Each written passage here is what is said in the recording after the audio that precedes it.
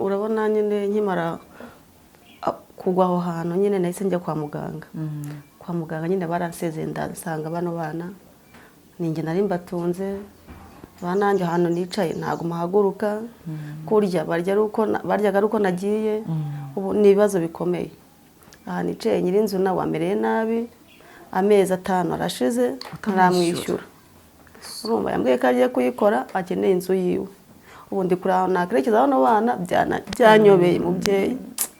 Byanyobeye nabuze ukuntu nabigenza.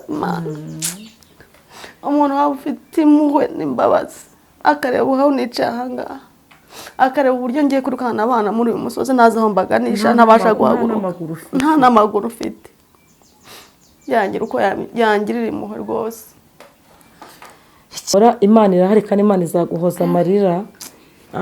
Imana yari ibizi ntabwo byoroshye kuba umuntu yapfakara agasiga abana 5 kurera abana n'umugabo ntahari akanywa ikibazo cy'uburwayi. Nje ukubwira ngo Yesu ni umufasha w'abapfakazi kandi akaba se w'imfubyi. Itaremeye kunywa cyacu ngo upfe ikemera yuko ukiri muzima ukaba ugeze isamwe mwaka wa 2023 ukaba ugihumeka, Imana izi icyo izakora. Umuntu uvuga ngo hari abantu bajya guhahira imbwa zabo inyama, ntitwanze kubahira izo mbwa zabo kuko ziri mu nshingano z'ibyo batunze, sibyo? Ariko nimba ufite umutima w'urukundo nibwo waba inoti ya 500 yagwa akadobo k'amakara cyakagura akafuka umufungo wenda w'ibijumba nubwo mwajya yafata icunda bafata ikindi. Buriya bana batari mu mujyi wa Kigali unamugaye gutya n'icyo gikomeye. N'imigisha n'undi muntu wese uzamufasha n'undi wese ubigambiriye akazabikora abamufasha n'abamusengera n'abazamugeraho mwami tubasabiye umugisha. Ukuntu abana bajya ku ishuri nabwo nubwo biga nyine n'ibya kibazo kugira bakabirukana bakagaruka bagasubirayo babiri nibo bavuze ati reka mara katwicare kuko nibo bandi wanga bakanerura bakamindukiza baguhindukiza bakanaguterura. Abana Imana ibaha umugisha. Ndi bibazo mujya munamuhamagara baguhamagara umva yuko utari wenyine, ukeneye urukundo rw'abantu, ukeneye abantu bakubwira ngo humura Imana yacyakora.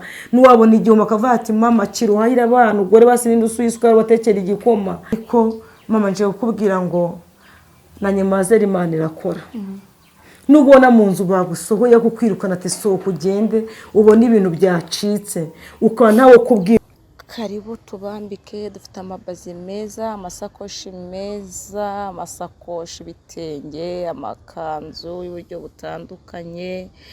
Amakanzu y'amabazi turafite inkweto nziza dore ngiza, amasakoshi meza bijyanye. Wifuza kugihanisha ni karibu hano muri Chic kwa Marceline. Waduhamagara nimero yaho kuri screen ukatubwira uko ushaka gusa. Yawe dore amasakoshi, dore imyenda myiza cyane. Dufite imyenda itandukanye, amakanzu atandukanye, bitenge, amakanzu byo bwose. Ngaya amakanzu twayazanye, amakanzu y'amabazi arahari, baze zidoze, izitadoze nazo turazifite. Nukuri byavana nuko wowe wumva ushaka kwambara ukaberwa. Amabaze dore ngayo meza cyane, haradoze n'atadoze. Karibu muze tubambike rwose babyeyi bakobwa beza, ni muze hano ibintu birahari kandi birasa neza. Wifuza kurangura kugura kuri detail turabifite. Inkweto zijyanye n'amasakoshi, inkweto nziza rwose zirahari. ni muze mutugane tubambike. Dukorera muri Chic kwa Marceline. Nimero ngiyo wifuza kurangura wamuhamagara. Amashanete, impeta zirahari, amasaha meza arahari n'impeta byose mwaza tukabaha. Wifuza kurangura, wifuza kugura detail buri wese twabikugezaho kandi ukumva utujuguwe neza. Dore n'amasaha meza muhawe. Karibu ni muze. Tugiye gusura umumama wagize ikibazo, yaguye mu cyobo aravunika arababaje. Ndore nubwo giye muri kwa turimo turakora nubwo rugoye, ariko ngo abajyana Yesu gutabara abandi nibo bazagabana umugisha. Muze tujyane tumugereho turebe ukuntu bimeze. kubera yuko ni umuntu ukeneye yuko twamufasha. Ufite icyo ushoboye wamusengera, wagiye igiceri cy'ijana, icyo cyose umwuka yagushoboza wagikora. Rero nimuze tujyane kugira ngo turebe yuko twamukoreraho umugisha, imirimo y'abera izibukwa. Kandi ndabizi neza yuko icyo cyose umuntu akwanye umutima w'urukundo azagihemberwa. Inshuti za Evangeliste Esther, ndabizi mugira urukundo, muri abantu beza, ni ukuri muze tugendane. Uyu mwuka nagendeyemo kujya kureba uyu muntu tuwubanemo namwe, kuko nabo nabwiye ko ndi bujye, barambwira ati turakurindiye ngo twereke ko uwo muntu ameze. Rero murakoze, reka rero nkomeze ningerayo, ndacyari mu nzira, murumva ko nahagiye narushye, ariko nta kibazo, ningerayo ndabereka ukuntu gahunda zimeze. Ndabakunda cyane, murakoze. Mana we, umve nananiwe, bari gutamenyera kugenda cyane, nabwo ni ubumuga. Mbega ahantu we ngo ni mu ndebe namwe iyi nzira ukuntu imeze. Mubone umubyeyi nubwo akagare kaboneka yakanyuramo gute, bamucisha hehe agiye ku muhanda epfo iyo twaturutse. Rero inshuti za Evangeliste Esther, bakunzi banje, ndabinginze n'undi uwo ari we wese nubwo atari kuri Evangeliste Esther, ni ukuri nimuze nk'uko hano hantu hameze, nimuze dukore umugisha. Uwumva hari ikintu yafashe umubyeyi, ni ukuri amufashe pe, amufashe. Ndabizi hari abantu benshi bagira imirimo, kandi ni ukuri ntababeshya, Imana izayibibukiraho. Ni Imana izirikana niyanjye we hari kungura kandi ndi muzima. Ubu uri umubyeyi waguye muri iki cyobo, wabaye ikimuga amaguru yose, ntashobora guhagarara, ntagenda, bisaba ko ari mu kagare. Hano hantu urumva yahanyura gute?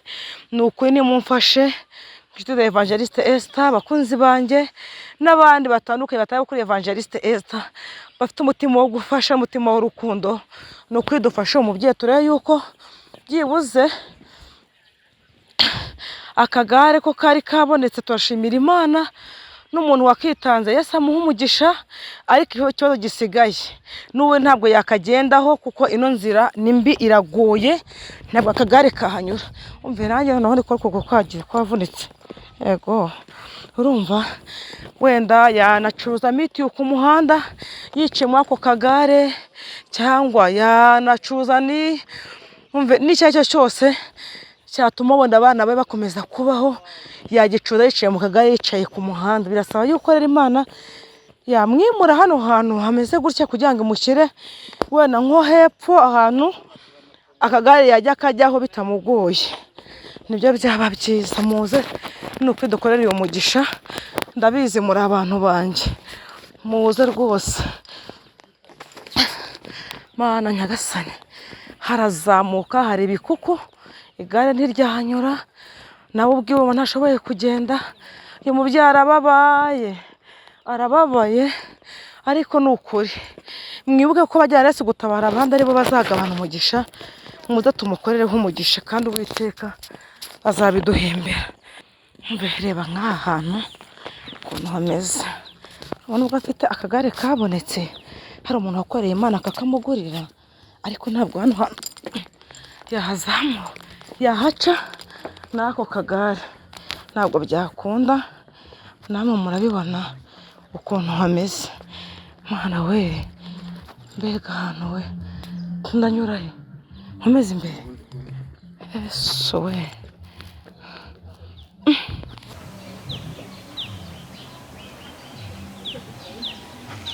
umve nimuze murebe. Ahubwo umubyeyi n'Imana amwongera iminsi yo kubaho. Urabona yarahubutse, agwa hejuru y'iyi nzu, ahita abanyabundi arahubuka, agwa munsi y'uwo mukimu w'igicyobo kiri hano hasi. Ubu hano hasi harimo icyobo kirekire. Ibaze kuhubuka ukagwa ku nzu, ukagaruka ukikubita munsi mu cyobo gihari cy'ikinogo. Yesu mwami, ababwire nanjye ndi gutitira, ariko mu humura ntacyo mba, hareba nigengesereye, kubera yuko uyu mubyeyi n'ubwo ndaje mubahise tugiye turahageze, murebe ukuntu ameze. urumva inkingo rero mubona niyo yaguye hejuru yongera aragaruka agwa mu kibo kiri hano hasi nyuma akeneye gufashwa dore ubuzima buba bugoye uyu munsi ugoboka mugenzi wawe nawe ejo ukazabona umuntu ugira gute ubwo rero shalom shalom ndabasoje mu izina rya Yesu amara Imana abane namwe nshuti za Evangeliste Esther bakunzi b'ijambo ry'Imana bakunzi ubuhamya n'abakunzi bo gufasha buri abantu bagira impano yo gukunda gufasha namwe turabasoje mu izina rya Yesu murabibona rero ntibisanzwe mbaje kubashimira mwe mu banange umunsi ku munsi abakora subscribe abakora share abajya muri comment mukatwereka yuko turi kumwe Imana ibaho umugisha rero murabibona ntabwo ndi njyenyine uyu munsi nasuye nkuko naberetse urugendo naciyemo inzira nanyuzemo kugira ngo ngere hano k'uyu mubyeyi yari inzira yarigoye twarushya ariko ijambo ryaravuze ngo abakora neza babikunze bazabihemberwa rero kwa mubyeyi twashyitse umwe ufite umubabaro umwe wawe n'ibiyezo bikomeye byo gukora impanuka yo mu buryo butateganyijwe nabetse ukuntu yahubutse ahantu ku mukingo akagwa ku nzu akongera akava ku nzu akagwana umucyuma mu wari uhari umve reka rero nawe abasuhuze babwire uwo ari we atubwiye n'abana afite atubwiye n'uko yiyumva turakwakiye kuri Eva Esther hari n'abantu babwiye ko ndi buze kuza gukorera barambwa test tugerereyo uteye ukuntu umubyeyi ameze nabo bumve ijwi ryawe ni karibu murakoze kunsura nitwa Nyirandege Beata ndi umubyeyi w'abana 5 ibibazo nahuye nabyo nari mvuye gushakisha ubwo nageraga aho ncumbitse naranyereye nikubita ahantu hejuru y'amabati ndamanuka ngwa mu mwobo wari uhari ndavunagurika kino gice cyose cyo hasi ntabwo gikora usibye guturuka hano hejuru hano kugera hejuru ubwo narabaye cyane njya mu bitaro nabayemo ubushobozi buranga baransezera ndataha nsanga abana mu rugo ubu nicariye hano ndi kumwe n'aba bana uri kumwe n'aba bana urari umuntu wakwibaza ati nubwo yamugaye kuriya ariko wasanga uwafite umugabo wenda wajya gushakishiriza abana ese papa w'abana we ariho cyangwa ntawe uhari se w'abana yarapfuye yitabye Imana yitabye Imana mbere yuko ukora iyi mpanuka mbere yuko nkora ino mpanuka yarapfuye ihangane Yesu ni umwami hari igihe kimwe nigeze mu minsi yashize izi ko uriho ni uko icyo abantu bafashe umwanzuro wo gukora ibi bintu byo kuvuga ngo ntabwo ukiriho babitewe n'iki hari abantu bahise bavuga yuko utakiriho n'isaha bazi ko utakiriho nagiraga uhereza abantu umucyo kw'ibi bintu bamenye kuko bamenye ngo ubabwire ngo ndacyariho n'ubwo abantu banditse ngo narapfuye ariko ndi muzima ndacyariho nubwo bacyanditse ndiho nawe natangajwe no kugira ngo nkibone ko nitabye Imana kandi ndiho yego kugira ngo babivuge hari indi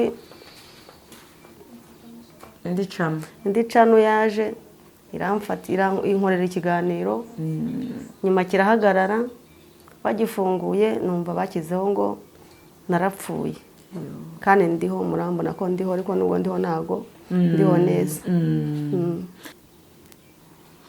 baravuga ngo iyo umuntu agihumeka Imana ikimutije umwuka haba haracyandi amahirwe yuko Imana ishobora kumwongera iminsi yo kubaho rero bavuze ngo warapfuye abantu mwabyumvishe ngo yarapfuye ni ikinyoma ni ukubeshya kandi umuntu wese kwicana akavuga ngo umubyeyi yarapfuye abeshya Imana yo mu ijuru mubabarire nawe ntabwo yazi ibyo akora kandi ntabwo wavuga ngo uje gufasha umuntu urebe ko yabona umukoro ubuvugizi neza ngo uvuge ngo umuntu yarapfuye Imana yo mu ijuru mweze nawe wamubabariye ukibibona nawe ntabwo yarazi ibyo akora nkimara kubibona nanjye naramubabariye yego ikindi kintu ese mbona mu bantu bakugezeho bagukoreye ubuvugizi najyaga niba hari umuntu wenda waba uguhamagaye cyangwa icyo ushaka kubabwira najyaga ubabwire niba baragushimira cyangwa utubwire uko bimeze ndashimira umuntu wanguriye kano kagare, iyo Imana imuhe umugisha. ni ukuri,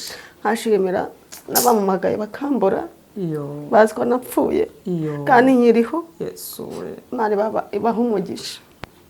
ihangane, komera, humura, Imana irahari kandi Imana izaguhoza amarira. Imana yari ibizi, ntabwo byoroshye kuba umuntu yapfakara agasiga abana 5, kurera abana n'umugabo ntahari, akanywa ikibazo cy'uburwayi. Nje kukubwira ngo Yesu ni umufasha w'abapfakazi kandi akaba se w'imfubyi. Iyo itaremeye kunywa cya cyobo ngo upfe, ikemera yuko ukiri muzima, ukaba ugeze isaha mu mwaka wa 2023 ukaba ugihumeka, Imana izi icyo izakora. Undi yavuze ngo Imana igitinda gutabara umuntu ariko igatinda izi ikintu izakora. Rero icyo Imana izakora irakizi, humura. Nanjye twamenyanye nkibimbona nkanabyumva, nagize ishyaka, ndavuga ngo hariho abantu bagifite umutima wo gukorera Imana no kumenya gufasha abantu bagize gute bababaye. Ndavuga ngo nzakujyaho, niyo mpamvu wabona ko kuzamuka hano hantu byangoye pe, sinjye kukubeshya. Hari inzira igoranye igendeka nabi, ariko Imana yambashije ndahagera. Agiye gutubwira uburyo, ubuhamya bw'ukuntu byagenze no kugeza iyi saha ukuntu abayeho. Ese ubu ko mbona twaje kugira ngo tubabwire umuntu ufite umutima w'urukundo. Iyi nzu arimo agiye kubitubwira, iri mu ideni, bari kumwirukana iminsi yo kwishyura yararenze, umeze angahe, abana bakeneye ibyo, abana 5, mubona hava hari n'abana b'indahekana. Umwana mukuru afite imyaka ingahe? 17. Ngaho ibaze, umukobwa afite imyaka 17. Murumva yuko hari n'akandi k'imyaka 2, uno mu makeneye ko tumufasha tukamukorera nk'umugisha. Ni ukuri ndabizi pe, abantu bagiye bakora bagakomeretswa nabo bagiriye neza, ariko ni mwihangane, haracyari ibyiringiro yuko imirimo y'abera izibukwa. Agiye gutubwira rero ubuhamya ho gatoya, uko umwuka muyobora, uko byatangiye naho kugeza iyi saha bigeze, kugira ngo mwumve, mumenye uko mumusengera nuko mumuhamagara. Ubona aricara mu buriri, ni ugutera uvana mu buriri uzara mu kagare, kwitekerezaho umubabaro, amarira, abana bamurira amaso kubera inzara, inzu nayo ari ibindi bibazo. Mujya munamuhamagara, baguhamagara wumve yuko utari wenyine. Ukeneye urukundo rw'abantu, ukeneye abantu bakubwira ngo humura, Imana yacyakora. Nuwabona igihuma akavuga ati mama kiruhahira abantu, ugore basi n'indusu y'isukari batekera igikoma. Rero najyaga dubweka kugira ngo utuciye ku mayange, uko icyo wumva wasubira abantu, ukabwira uko byatangiye, ukabwira n'icyifuzo wumva ufite yuko abantu bagera gute bagufasha. Urabona nyine nkimara kugwa aho hantu, nyine nahise njya kwa muganga. Kwa muganga nyine baransezeye, ndasanga bano bana ninjye nari mbatunze. Bananjye ahantu nicaye ntago muhaguruka, kurya baryaga ari uko nagiye. Ubu ni ibibazo bikomeye. Aha nicaye nyirinzu nawe amereye nabi, amezi 5 arashize ntaramwishyura. Urumva yambwiye ko agiye kuyikora, akeneye inzu yiwe. Ubu ndi kuri aho nakerekeza bano bana, byanyobeye mubyeyi, byanyobeye. Nabuze ukuntu nabigenza. Umuntu waba ufite impuhwe n'imbabazi, akareba aho nicaye ahangaha, akareba uburyo ngiye kurukana abana muri uyu musozi, ntazi aho mbaganisha, ntabasha guhaguruka, nta n'amaguru ufite, yangira uko yangirira impuhwe rwose. Ikindi kibazo, ubu nubwo akagare kabonetse, ubu kubona nabonye bigoye, ubu wavana ukagera ku muhanda bigenze ute? Ntabwo byakunda, inzira hano wayibonye nimbi. Bakatereka hano nkicara gutya, ntabwo namanuka hano hepfo nakuntu hameze, ntihandi naguye. Numva Imana yaduciye yaca inzira. Numva no muzo ariko kwirukana n'ibindi bibazo, wenda n'aha hantu Imana iciye inzira ukabona nawe ukodesha hasi yegereye umuhanda, byagufasha yuko wajya ubona uko kano kagare bana bagasunika, nubwo bagatereka n'ahantu, nubwo wacuza n'imineke. Urumva icyo cyose wacuza wicaye ku kagare kawe ahantu ku muhanda, byatuma utitekerezaho cyane uri wenyine, n'abana bakuririra mu maso nacyo cyo kuba gihari. Urumva bigatuma byibuze wenda n'ubuzima bw'ejo bukomeza. Ubu se abana bose bariga? 2 nibo biga, 3 bariga, ariko abandi 2 baricaye.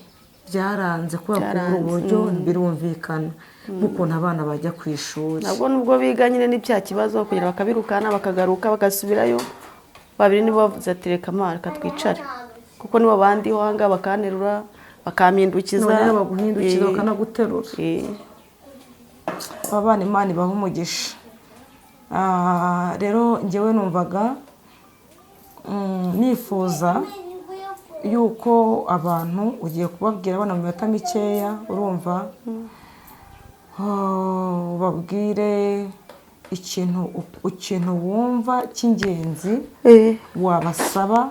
Hagiye ushobora kuvuga ati mfite nk'ibyifuzo 3 bindemereye cyangwa 2, noneho niturangiza nanjye ndagiye ikindi kintu nkubwira.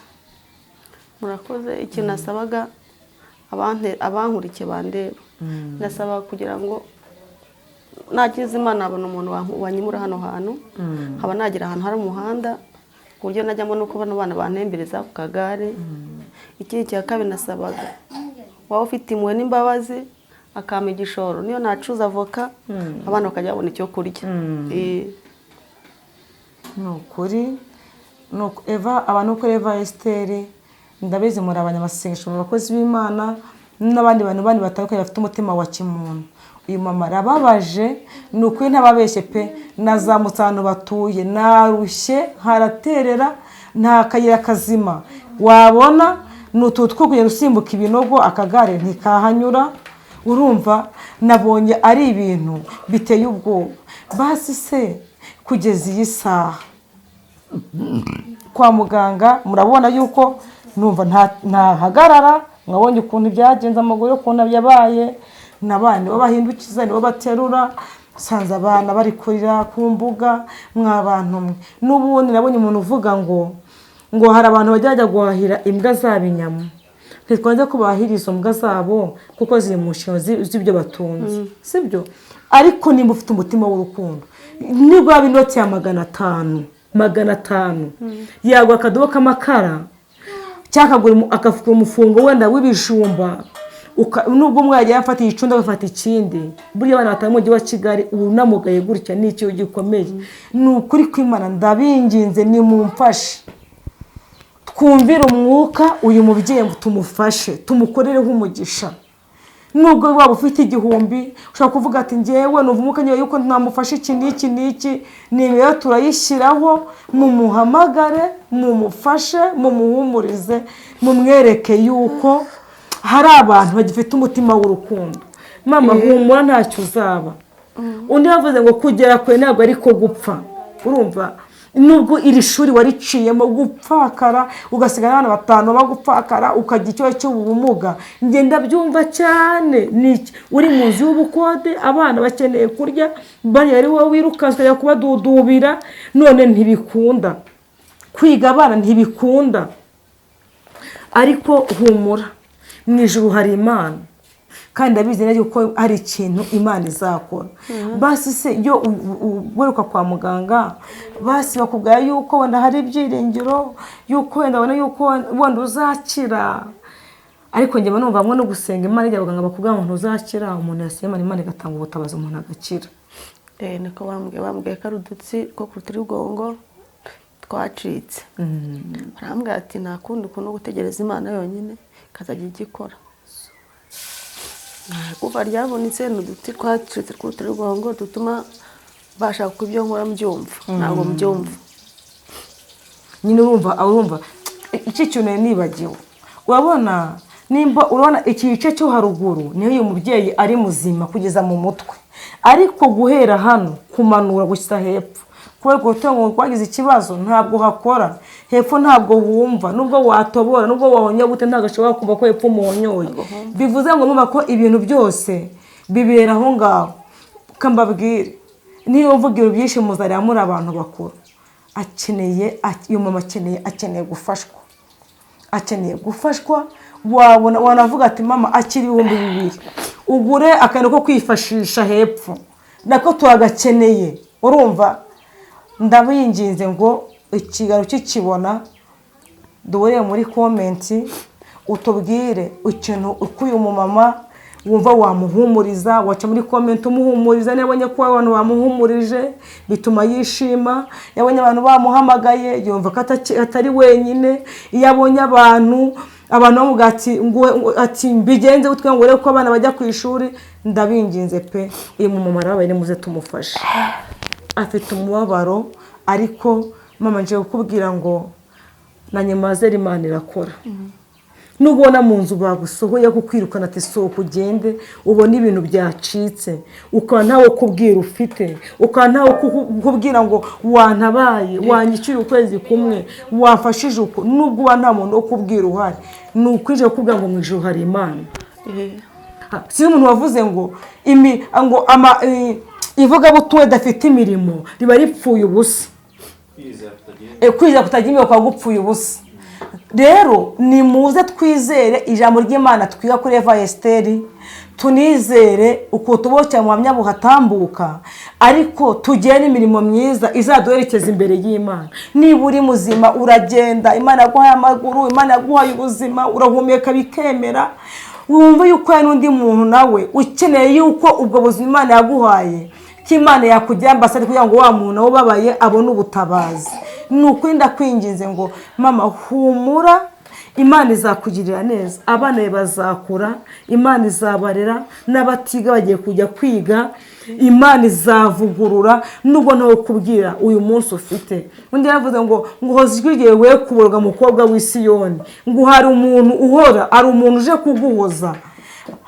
Hari umuntu dukeneye yuko Imana yaguha abantu bakubera marayika Imana yohereje kukura mu kagurimo. Nubwo abantu wababuze, nubwo wabuze imiryango, nubwo wabuze uwo watakiye, wabuze umuntu wahariya, n'imiryango y'umuntu aba yifite nawe mu gihe ukeneyemo ntuyibone. Urumva ugasanga ukavuga ati tuvuka abantu bana 10 cyangwa 5, aho ugasanga mu ishuri uhagazemo ugasanga ntawo kubwira ngo kurengera ku kanya, ukaba wamubwira nawe afite ibindi adashaka kugufasha, cyuka nawe wamubwira nawe afite ibindi ahujyemo akavuga ati niyihangane. Kandi kuba kumuntu ngo komera ngo yihanga ntago babitamira, uba ahantu ugeze n'ubucyo umuntu kugira ngo ni wihanga, agukene umuntu wo gufata amaboko, ukene wo kuvuga ati humura kandi ugimba abana yumva uwo munsi barye.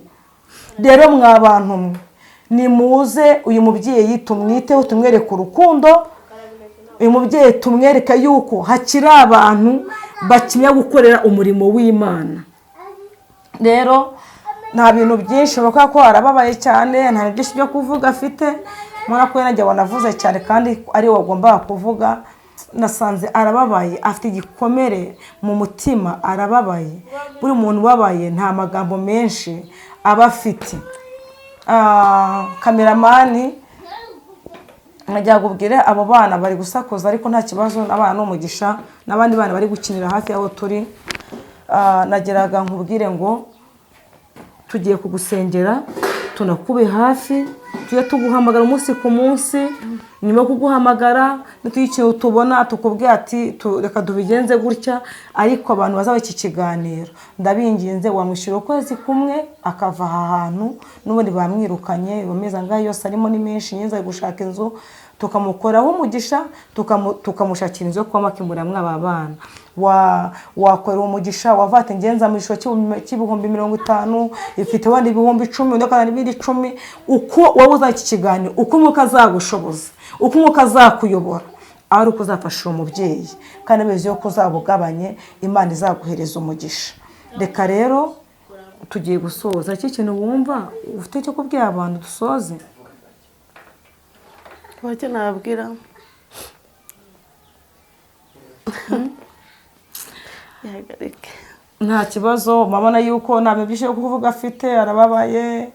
Reka tumusengere, reka dusenge, ngusengere. Noneho tunasenge abantu baza tusenge, dusobe n'umugisha abantu bagiye bakuvugisha, no bagiye bagufasha mu bwo kandi tumusabire umugisha, nandi bazabona cyo kiganiro kugira ngo tubasabire umushamba dusoze ikiganiro cyacu. Turagushimiye Mwami Imana, Mana igira neza, Mana yo kwizerwa. Namenye ko uri Imana igikiza, twabonye ukiza indwara zananiranye, abaganga bavuga ntabwo bigishobotse, ariko imbere birashoboka. Uyu mubyeyi ndamusengeye mu izina rya Yesu. Uri Imana igishyiraho kandi uri Imana igikora, uri Imana igikinga ntagire umuntu ukingura. Ndasenze mu izina rya Yesu, uyu mugongo uwukoremo ukwemo urutirigongo, wongere wunge, kuko nzi kuri Imana ijya yunga bikemera. Igice cyo hasi cyagize icyo cya paralize turagisengeye mu izina rya Yesu. Ujye uzura abapfuye, twarakubonye Yesu. Aleluya. Ujye ukora ibintu byananiye abana b'abantu. Wahanitse ikirere nta muntu ugufashije, waremye isi nta muntu ugufashije, wabikoze muri za mbaraga zawe nyinshi ugira. Uyu mubyeyi ntabwo kumukiza byakunanira. Tumwatiyeho gukira mu izina rya Yesu, tumwatiyeho ubutabazi mu izina rya Yesu. Imana nimukize, Imana nimutabare, Imana nimurengere. Manukana za mbaraga zawe Yesu zikiza, manukana bwa butabazi bwawe. Uko wakoraga ejo nuko n'uyu munsi ugikora, uracyafite imbaraga. Wageze wakongeze ko iminsi yo kubaho. Uyu mubyeyi turamusengeye mu izina rya Yesu Kristo. Uyu mubyeyi tumuha gukiza cy'uburwayi, urwasaga wa mudeba murwa kugeza cya Betesayida, amaze igihe kirekire arwaye, nawe yari afite umutera mu kidendezi yo cyihindurizaga, ariko Yesu ahageze. Haleluya. Uwari urwaye amenya ko Yesu yahageze, uwari uruhijwe amenya ko Yesu yahageze, arangije arakeye uko buri bwe waragenda. Uyu nawe ku ikidendezi amaze igihe kirekire arwariyeho mwami, museye ku ikidendezi umukize, wongere utanga ubuzima, iyi paralize inukemo kuba muzima mu izina rya Yesu.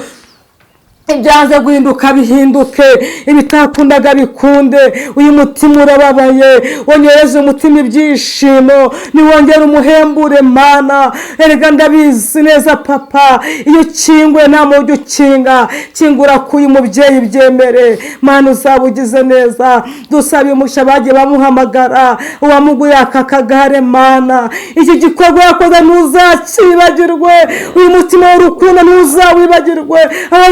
Uhasubize rasini binifo, abakuye wongere mwimigisha. N'undi muntu wese uzamufasha, n'undi wese ubigambiriye akazabikora, abamufasha n'abamusengera n'abazamugeraho mwami, tubasabiye umugisha.